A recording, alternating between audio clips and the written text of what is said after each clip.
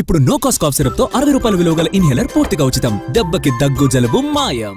ద్రాక్షారామంలో శివలింగం ధ్వంసం చేయడంపై హిందూ సంఘాలు ఆగ్రహం వ్యక్తం చేస్తున్నాయి.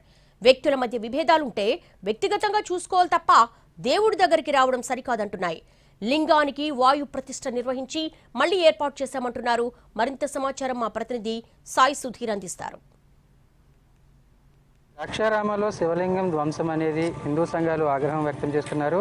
ఎంతో పురాతనమైన ద్రాక్షారామంలో ఎన్నో దశాబ్దాల కింద ఉన్న శివలింగాన్ని కావాలని ఉద్దేశపూర్వకంగా శ్రీనివాస్ అనే వ్యక్తి ధ్వంసం చేయడం కలకలం రేపుతుంది. దానికి సంబంధించి ప్రస్తుతానికైతే వాయు ప్రతిష్ఠ చేసి మరొక శివలింగాన్ని ఏర్పాటు చేసినప్పటికీ కూడా ఇది ఎప్పుడు ఈ ఆలయ ఆవరణలో ఎప్పుడు ఇటువంటి సంఘటన జరగలేదు. ఎంతో గోదావరి నది తీరాన ఎప్పుడు తమకు కూడా తమ ముందు తరాలకు కూడా తెలియని ఈ కపాలేశ్వర స్వామి దగ్గర ఉన్న ఈ శివలింగానికి సంబంధించి మళ్ళీ శివలింగాన్ని పునఃప్రతిష్ఠ చేసినప్పటికీ కూడా అసలు ఎందుకు ఈ ఘటన చేశాడు, ఏమైంది అనేది పూర్తి స్థాయిలో హిందూ సంఘాలు కావచ్చు, అదేవిధంగా భక్తులు ఆందోళన చెందుతున్నారు. అసలు ఏం చెప్తారండి మీరు ఈ ఘటనకు సంబంధించి?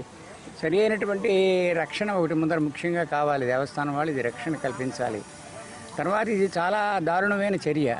ఇటువంటి కార్యక్రమాలు ముందు ముందు జరగకుండా అందరూ కూడా దాన్ని నివారించాలని నా అభిప్రాయం. ఎట్లా ఉంటుందండి ఇక్కడ? ఎలా ఉంటుందండి ఆలయంలో ఇప్పుడు రక్షణ కావచ్చు, అదేవిధంగా ఇంత ముందు అంతా చాలా బాగానే ఉండేది. ఇద్దరు కూడా మామూలుగా గోరక అందరూ ఉన్నారు. ఈ జనాలు అందరూ ఎక్కువైపోయిన మూలాన్ని వాళ్ళు చేయలేక అలాగా అయింది తప్ప రోజు దానికి ఎవరో ఒకరు గంటకు వచ్చి చూస్తూనే ఉంటారు. ఇవన్నీ చుట్టూ ప్రహారం అది కాపుతూనే ఉంటారు.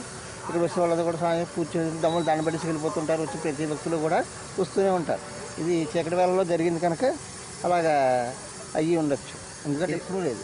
దక్షిణ కాశీగా పేరు పొందిన ఈ పంచారామ క్షేత్రాల్లో ఒకటైన ద్రాక్షారామంకి సంబంధించి ఇక్కడ ఈ శివలింగాన్ని ధ్వంసం చేసి పూర్తిగా బయట తీసుకుని వెళ్ళిన పరిస్థితి. దానికి సంబంధించి ప్రస్తుతానికైతే శ్రీనివాస్ని పోలీసులు అదుపులోకి తీసుకున్నారు. అదేవిధంగా పక్కనే ఉన్న కోనేట్లో ఈ శివలింగాన్ని పాడివేయడం, అదేవిధంగా దానికి సంబంధించి కూడా హిందూ సంఘాలు, హైందవ సంఘాలు ఆగ్రహం వ్యక్తం చేస్తున్నాయి. ఖచ్చితంగా దేవాలయానికి సంబంధించి దేవస్థానానికి సంబంధించి చుట్టూ పరిరక్షణ, అదేవిధంగా ప్రొటెక్షన్ ఏర్పాటు చేయాల్సిన అవసరం ఉంది. ఇలాంటి ఆకతాయిలకి ఎటువంటి అవకాశం లేకుండా పూర్తి స్థాయిలో చర్యలు తీసుకోవాల్సిన అవసరం ఉందని హిందూ సంఘాలు, అదేవిధంగా స్థానికంగా ఉన్న భక్తులు చెప్తున్నారు.